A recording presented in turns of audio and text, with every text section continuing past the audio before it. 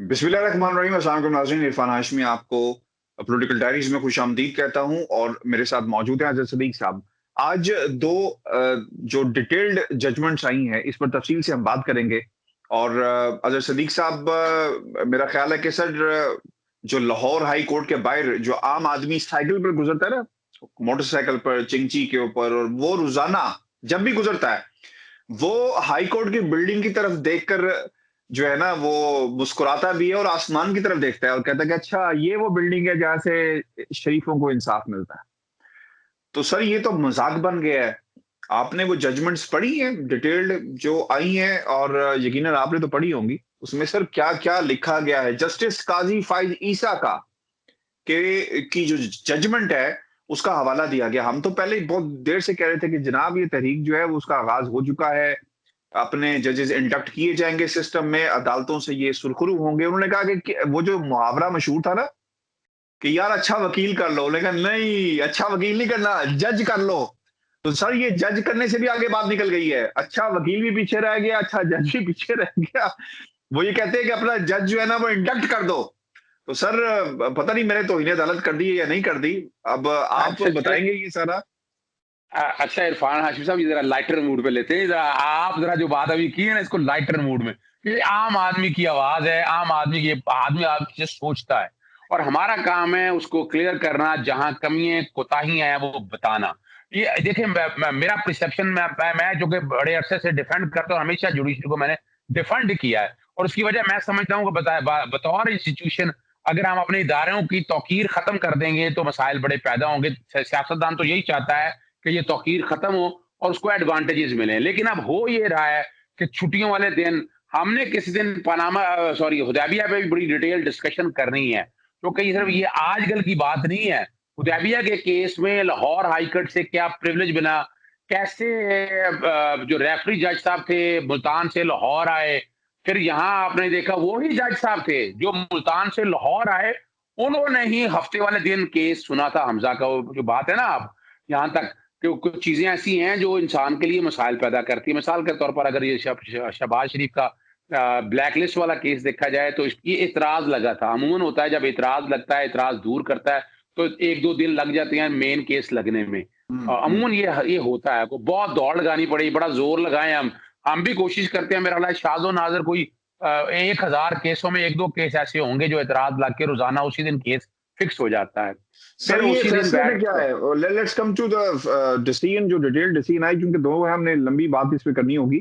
अ, फैसला अच्छा, सर मैं हुआ है। सबसे पहले स, स, हाँ, मैं सबसे पहले देखिए 2 फैसले हैं। एक फैसला तो है जो ब्लैक लिस्ट से निकालने का। आज आपको पता होगा शहजाद अकबर ने एक नया नाम दिया, PNIL, कि ब्लैक लिस्ट से धोखा निकालने के लिए। लेकिन ब्लैक लिस्ट है section 8 of the passport act 1974। जब मुल्क दुश्मन सरगर्मियां, नापसंदीदा सरगर्मियां हो, तो मैनुअल है बाकायदा पासपोर्ट का, उसके तहत एक आदमी को आप ब्लैक लिस्ट में रख सकते हैं, और वो ये ECL के सिनोनिमस होता है, ECL नहीं होता। ECL में या बुनियादी तौर पर नवाज शहबाज शरीफ का देखें, यहाँ गवर्नमेंट की 2 कोताहियां हैं। एक तो ये है कि जब इसका 2019 में पुराने रेफरेंस में ECL में से नाम निकल आया था मार्च 2019 में, तो नए रेफरेंस में नया नाम ECL के हवाले से जाना चाहिए था और ECL में नाम रखना चाहिए था। नहीं, ना नया मूव हुआ, ना गवर्नमेंट मूव हुई। दूसरी जो गलती है कि ब्लैक लिस्ट जब ये आपने कर दिया था, तो ब्लैक लिस्ट के हवाले से आगे फिर दोबारा ECL में मामला लेकर चलना चाहिए। ये कोताही थी, इनकी नहीं है।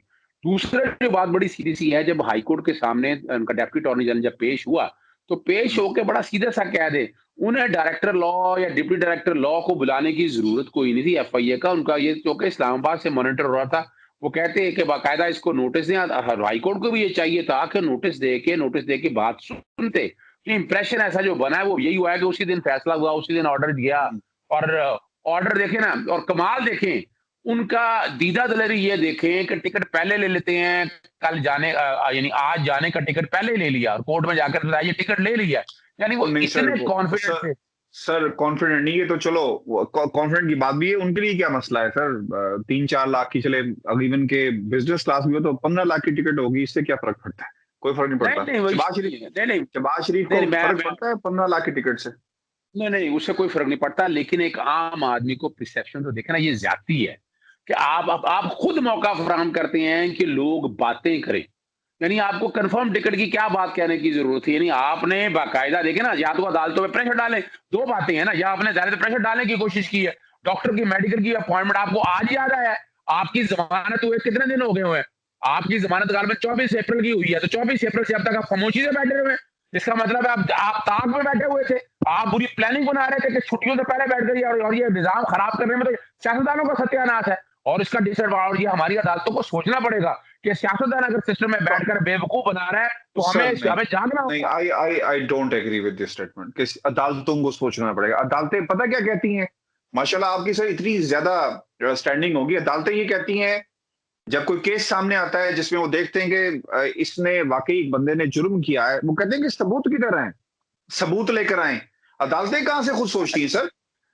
मसला ये है कि यहाँ पर तो सबूत भी मौजूद है, लेकिन अदालतें कुछ और सोच रही हैं। अदालतों ने वही सोचना है जो उन्हें कहा जाएगा सोचो। निजाम की खराबी तो ये अदालतों की वजह से है। सियासतदान सर, सियासतदान की क्या जुर्रत है, क्या जुर्रत है अजहर सदीक साहब, कि आप पाकिस्तान के का कानून तोड़ें और आप तोड़कर बाहर भाग जाएं जब तक आपको अदालतें सपोर्ट ना करें। नवाज शरीफ साहब बाहर जा सकते थे, बताएं मुझे, अगर अदालत उन्हें सपोर्ट ना करती।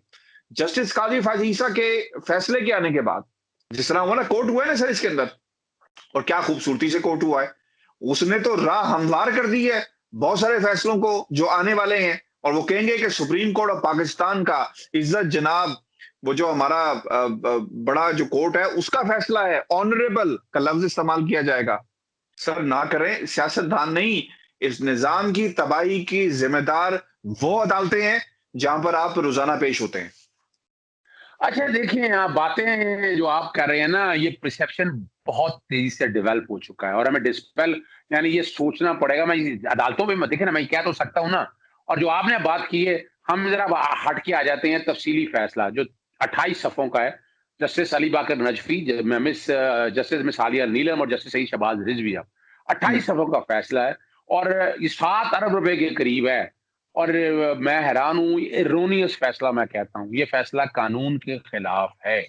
आपने बिल्कुल जो पुराना लॉ था उससे डाइवर्जेंट व्यू ले लिया आपने। हम्म। नैब का कानून बड़ा क्लियर है, सेक्शन 9 के तहत है। इसमें करप्शन हम पहले भी बात करते आए हैं, ये नोट लेते हुए देते हुए पकड़ा जाए, ये नैब का कानून ये नहीं है। 12 हम्म। हम्म। ऑफेंसेस हैं। यानी अगर आपके असासे अपनी औकात से ज्यादा हैं, बच्चों के नाम पर असासे ज्यादा हैं, वो एक्सप्लेन नहीं कर सकते, ओनस उनके ऊपर है। तो यहाँ जो पब्लिक ऑफिस होल्डर के बच्चे हैं, उन्होंने पैसा मनी लॉन्डर होके बाहर से आया और जो तकरीबन एक चीज 5 करोड़ से 7 अरब तक पहुंच गई, तो सबूत तो नहीं है। तो यहाँ तो बड़ी बात है, वाज़ेह बात है। दूसरा, उन्होंने नैब के हवाले पे एक बात की है और नैब मेरा ख्याल है अपील करेगा। नैब पे कहा कि नैब ने कहा कि किकबैक का सबूत कोई नहीं है। फिर किकबैक का तो इशू है ही नहीं है। फिर तो आया, फिर तो छोड़े, नैब ला खत्म करें। एंटी करप्शन ला जो पहला आया, पैसे लेते देते पकड़ा गया तो वो नैब हो गए। फिर व्हाइट कॉलर क्राइम या यूएन कन्वेंशन ऑन करप्शन कैसे होगा? तो ये जजमेंट में एक तो बड़ा डिटेल जजमेंट है। सुप्रीम कोर्ट ने कहा हुआ डिटेल जजमेंट भेज देते हुए नहीं लिखना, और इसमें मेरिट भी डिस्कस कर लिया, मेरिट भी डिस्कस नहीं होना। एंड और आप और दूसरी बात है कि आपको पता है कि जस्टिस जो राशिद गुराल साहब थे, उसके फैसले को नलीफाई भी तो करना था, डाइल्यूट भी तो करना था। उन्होंने तो सबूत के साथ बात सारी कर दी थी। और कोर्ट ने 3 सवाल निकाले थे, मेडिकल ग्राउंड के ऊपर बिल, हार्डशिप के ऊपर बिल और मेरिट के ऊपर। कमाल की बात है, मेडिकल पे भी डिनाई की है, हार्डशिप पे भी डिनाई की है असद गुराल साहब के फैसलों के साथ जस्टिस।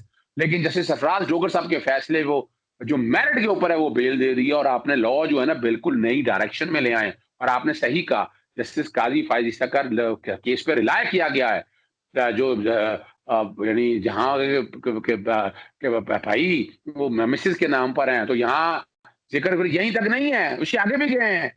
और इससे आगे बड़ी मजेदार बात बता लगाऊं, वो इमरान खान नियाजी वाला केस था, वो 62(1) का था, डिस्क्वालिफिकेशन, उसका नैब से कोई ताल्लुक नहीं। वो डिपेंडेंट के हवाले से जो बात सारी की है कि आप डिस्क्वालिफिकेशन कॉन्टेक्स्ट में, क्योंकि वहां डिपेंडेंट की नेचर कुछ और आएगी। जब आप नैब में आएंगे, सेक्शन 9 में डिपेंडेंट, और ये चीजें बड़ी क्लियर हैं, इसमें आपको साबित नहीं करना।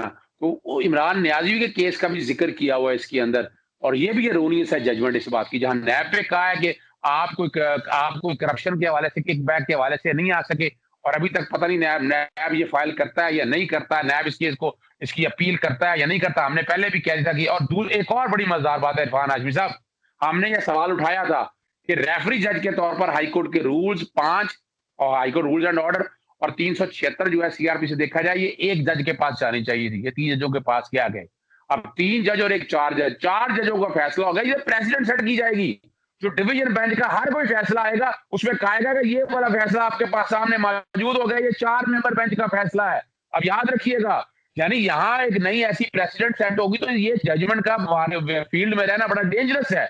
इससे आपका सारा लॉ जो है ना ऑल टुगेदर डिस्टर्ब हो गया।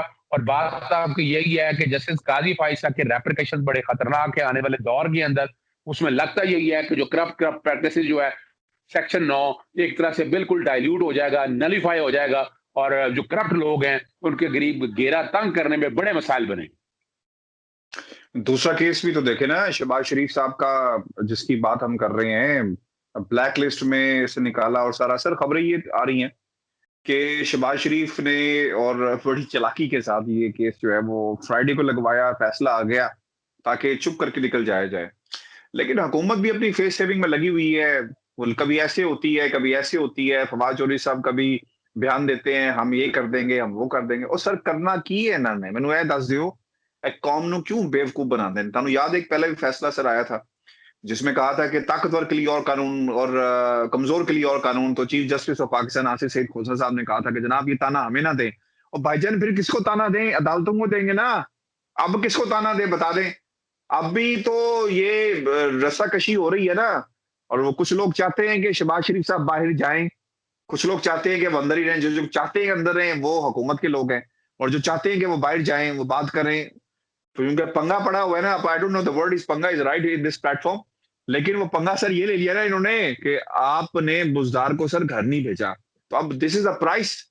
बाज लोग कहते हैं कि जनाब ये पे करनी पड़ेगी, और मुझसे अक्सर व्यूअर्स पूछते हैं कि जनाब इन बाज लोगों का नाम भी बता दें। तो वो बाज लोग वही है ना जो साफी जाकर मिले थे कुछ पावरफुल कॉरिडोर्स में, और उन्होंने कहा था कि हम इतने ताकतवर होते तो बुजदार को अलग ना कर देते, हमारी जो चल रही होती।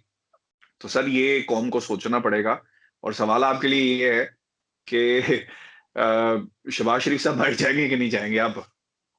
अच्छा, बड़ी जबरदस्त आपने बात की है। देखिए, गुड मैनेजर, गुड प्लानर, टीमें सारी रख कर ना, और पता है आपको बार काउंसिल्स में इन्होंने लोग अपने ऐड करवाए, बार काउंसिल्स के इलेक्शन लड़े, और आपको पता है ये सारा टोटल एक, यानी ये बड़ी भरपूर ताकत के साथ और बड़ी और प्लानिंग के पीटीआई साथ इन्होंने किया। पीटीआई सोई हुई है, पीपल्स पार्टी सोई हुई है पंजाब के अंदर। ये देखिए, क्या कर क्या रहे हैं?